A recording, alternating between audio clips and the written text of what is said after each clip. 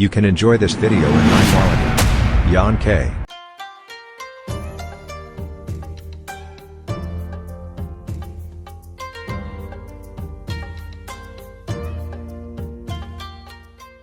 皆さん、こんにちは。ジャパントラベラーの摩天楼です。今回は山口県岩国市にある日本三名橋に数えられる錦帯橋を巡る旅をお届けいたします。この動画は視聴者の皆さんが実際に旅をしているような仮想体験する番組です。どうぞお楽しみください。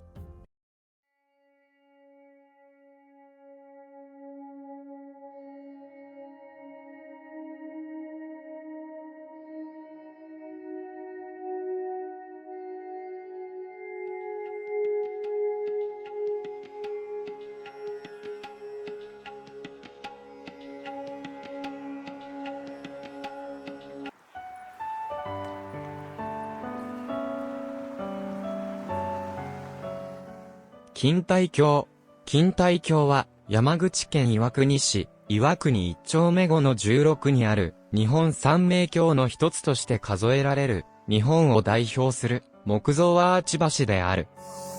錦帯橋は山口県岩国市を流れる錦川に架かる日本を代表する木造アーチ橋で江戸時代の寛文3年、西暦1673年に岩国藩主吉川広義によって創建されました。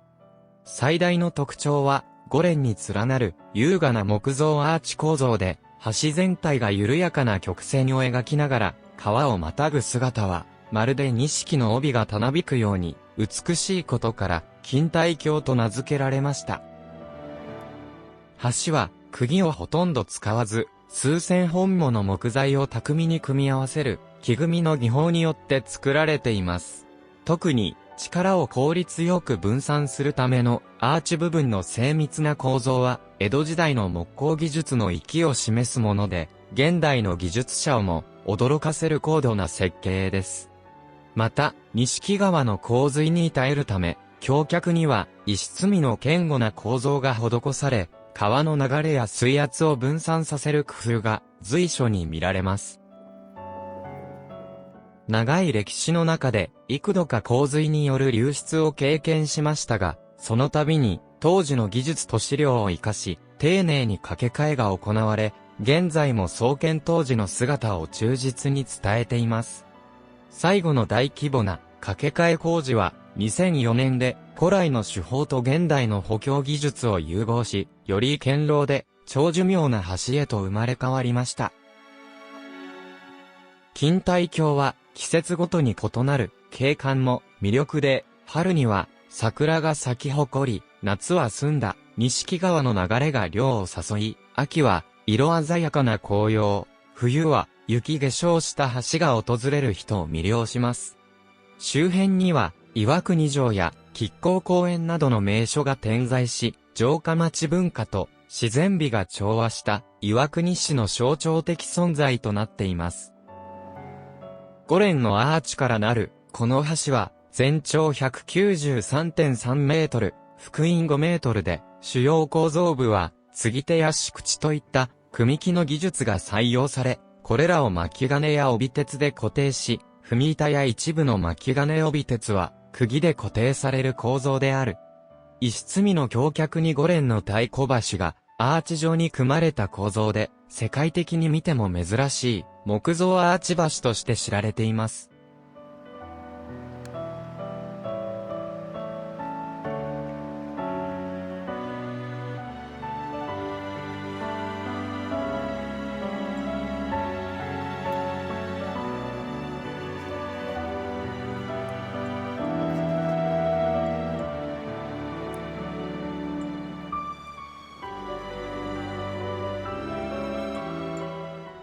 錦帯橋は大正11年、西暦1922年に史跡名勝天然記念物保存法により国の名勝として指定されました。その後、景観範囲の見直しに伴い、昭和18年、西暦1943年に追加指定が行われています。これにより、錦帯橋そのものだけでなく、周囲の自然景観や歴史的環境を含めた広い範囲が名勝として保護されることになりました。名勝とは文化財保護法に基づき、特に優れた自然景観や歴史的、文化的価値を持つ地域に与えられる文化財指定の一種です。錦帯橋が名勝に選ばれている理由には、いくつかの重要な要素があります。まず、錦帯橋は5連の木造アーチ橋という非常に珍しく高度な構造を持っています。釘をほとんど使わず、木組みの技術によって美しい曲線を描く橋は、江戸時代の建築技術の域を集めたものであり、国内外でも高い評価を受けています。その構造美と技術的価値は名勝として認められる大きな理由の一つです。次に、錦帯橋の周囲には、錦川の清流、城山の緑、春の桜や秋の紅葉、冬の雪景色など、日本の四季が織りなす豊かな自然が広がっています。橋そのものの美しさと周辺環境が調和し、四季によって全く異なる景観を見せる点は、名勝として極めて高い評価を受けています。さらに、錦帯橋は、岩国藩主、吉川広義によって、17世紀に創建され、その後も災害による流出と再建を繰り返しながら、伝統技術を守りつつ、現在まで受け継がれてきました。この長い歴史と文化的背景も、名勝指定における重要な要素です。名勝として指定されることで、錦帯橋とその周辺環境は、開発や景観を損なう行為から守られ、後世にわたってその美しさと価値が保全されるよう取り組みが進められています。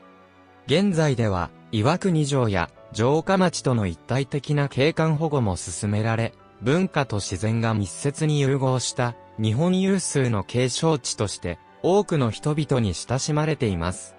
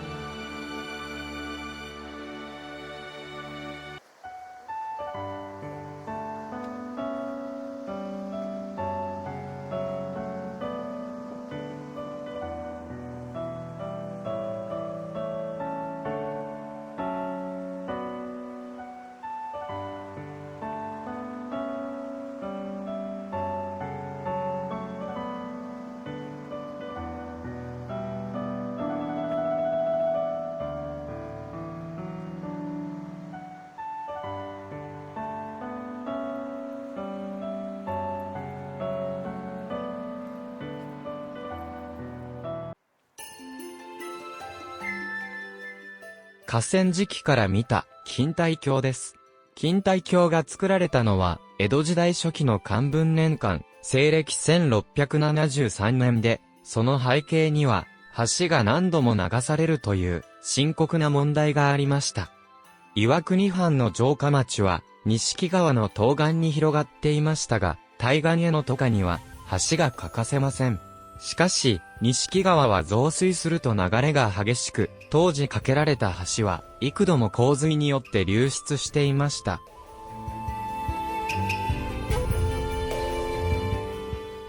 この状況を重く見た、岩国藩、第三代藩主、吉川広義は、流されない橋の建設を強く望みました。広義は、中国の架橋技術や、海外の構造方式を研究し、川の中央に頑丈な石橋脚を置き、その上に木造アーチを連ねるという独創的な構造を考案します。これが後に世界的にも類例の少ない5連木造アーチ橋として知られる錦帯橋の原型となりました。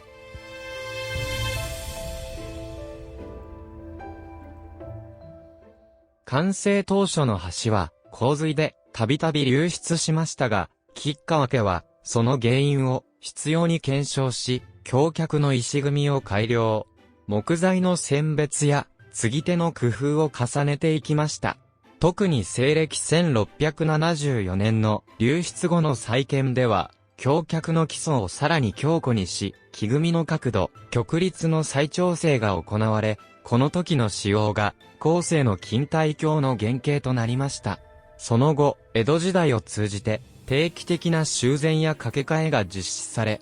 橋は、岩国藩の威信と技術力を象徴する存在として維持され続けました。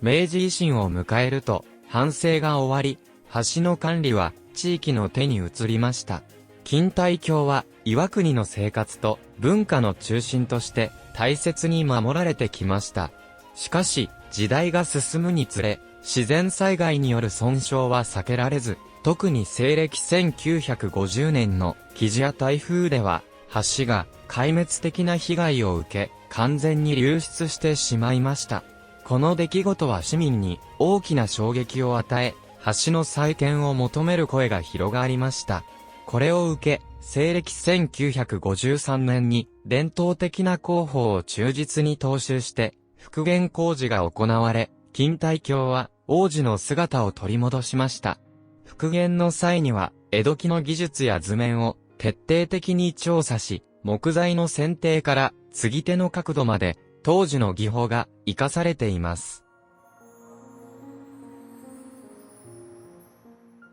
そして21世紀に入ると、橋の老朽化を考慮した大規模な平成の架け替え工事が西暦2001年から2004年にかけて実施されました。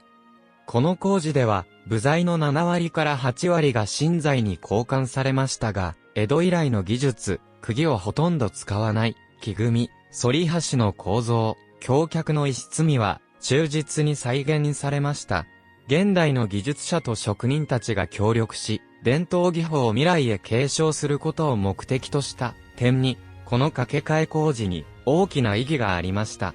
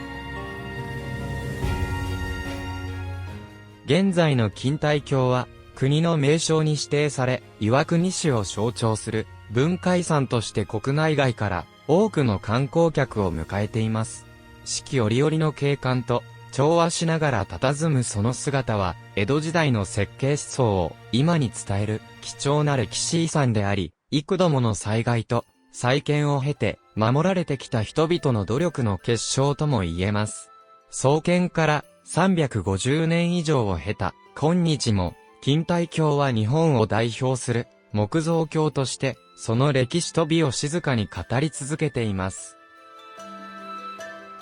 ご視聴ありがとうございました。いかがでしたか？これからも人気の観光地やあまり知られていない場所など、実際に旅をしたような動画を配信してまいります。よろしければ高評価、チャンネル登録をよろしくお願いいたします。それでは、また次回会いましょう。